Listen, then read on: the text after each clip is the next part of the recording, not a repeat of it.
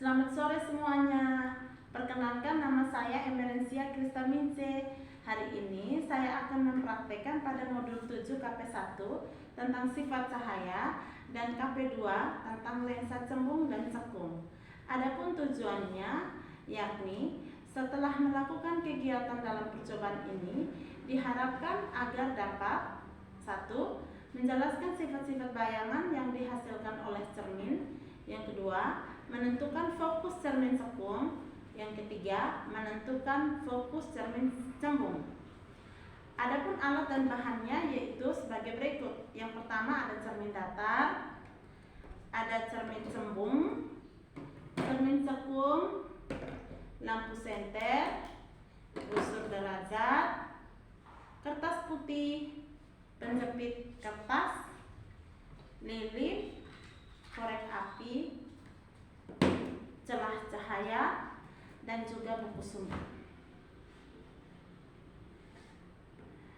Nah, cara kerjanya yang paling pertama yang akan saya praktekkan atau yang akan saya lakukan percobaan adalah percobaan pemantulan cahaya pada cermin datar. Nah, cermin datar sudah saya siapkan seperti ini. Terus kemudian saya siapkan senter.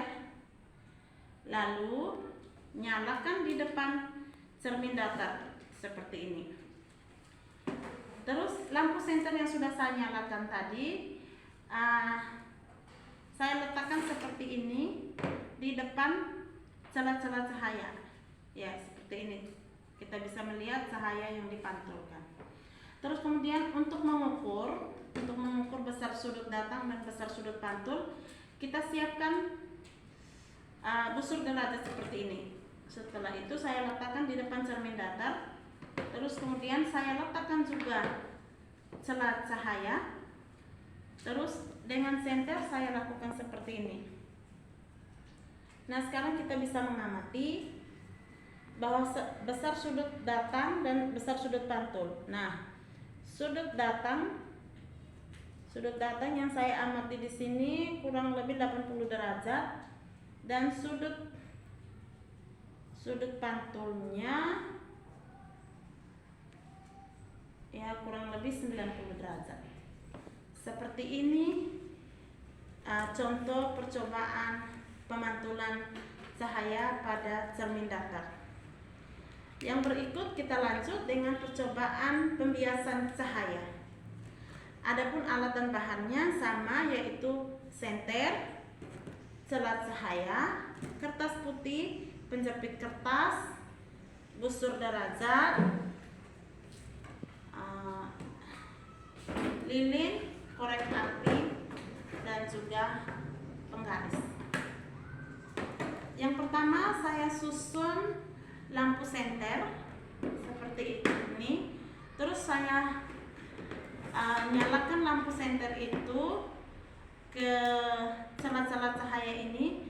Lalu saya amati. Saya amati seperti ini. Sekarang kita bisa perhatikan kira-kira cahaya yang dibiaskan ada atau tidak. Nah, kita lihat ada pembiasan cahaya di situ. Terus contoh yang kedua, sekarang saya ada siapkan satu gelas kaca seperti ini. Kembali saya melakukan percobaan. Saya nyalakan senter seperti ini. Terus kemudian saya senter ke arah kertas putih di sana. Terus amati kira-kira bagaimana hasilnya. Yang saya lihat di sini adalah cahaya dapat dibiaskan. Ya, ini adalah contoh percobaan pembiasan cahaya. Terus sekarang kita lanjut dengan percobaan permulaan cahaya pada cermin cembung. Nah, inilah yang dikatakan cermin cembung. Yang pertama, sama lagi, nyalakan lilin.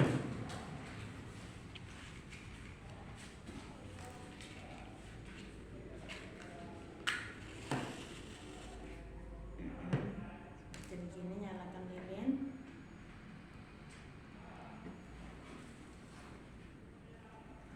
Kemudian kita amati jalannya berkas cahaya pada saat sebelum dan sesudah mengenai cermin cembung.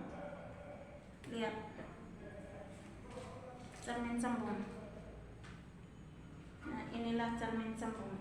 Inilah cermin cembung.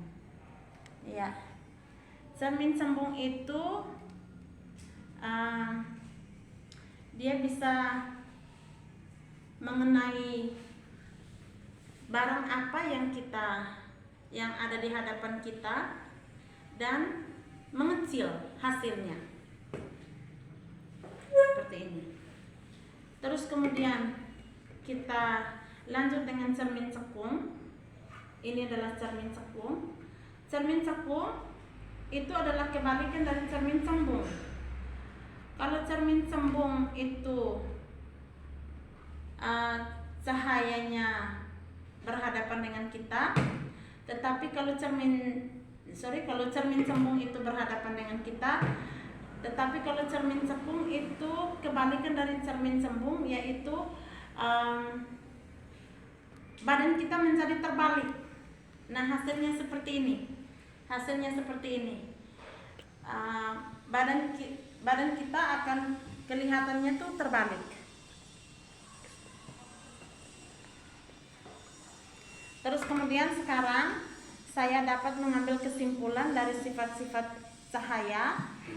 Kesimpulan yang pertama, sifat-sifat cahaya itu terjadi pemantulan cahaya dari lampu senter tadi melewati celah-celah ini terus dipantulkan oleh cermin.